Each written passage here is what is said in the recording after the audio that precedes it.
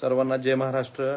मागच्या 4-5 तासापासून आपल्या धाराशिव जिल्ह्यामध्ये काही ठिकाणी मुसळधार पाऊस पडतोय। तर विशेषतः तेरणा नदीला पूर आलेला आहे। तेरणा नदीकाठची कळंब आणि धाराशिव तालुक्यातील नागरिकांनी विशेषतः काळजी घेणं गरजेचं आहे।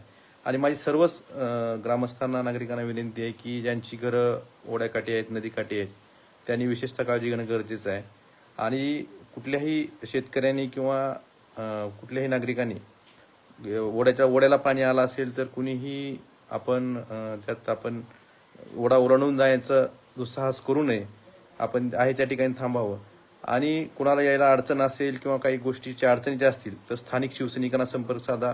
तसं दोन्ही तहसीलदारांना सूचना दिलेल्या आहेत। प्रशासनाचे अधिकारीही त्यासाठी सतर्कतेवर आहेत।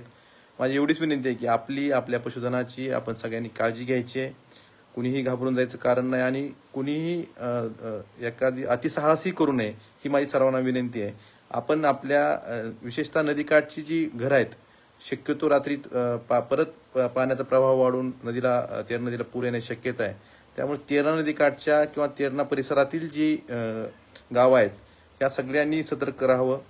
नदीकाठच्या घरातील लोकांनी दुसरीकडे आपल्याला रात्री जाता आला तर त्या ठिकाणी जावं आणि त्या ठिकाणच्या सर्व ग्रामस्थांना विनंती आहे की आपण आपली काळजी घ्या, आपल्या पशुधनाची काळजी घ्यावी आणि सर्व आपल्या सहकाऱ्यांची सुद्धा काळजी घ्यावी।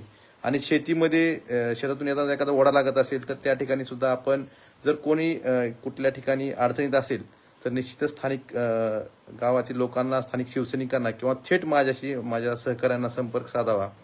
कुणीही घाबरून जायचं कारण नाही। फक्त तेरणा नदीकाठच्या गावांना हा जास्त सध्या जो आपण बघतोय की मागच्या 4-5 तासापासून पाऊस पडतोय आणि कुठेही समजा काही वाटलं तर थेट आम्हाला फोन करा। पण आपली स्वतःच्या पशुधनाची काळजी घ्यावी हीच विनंती आहे।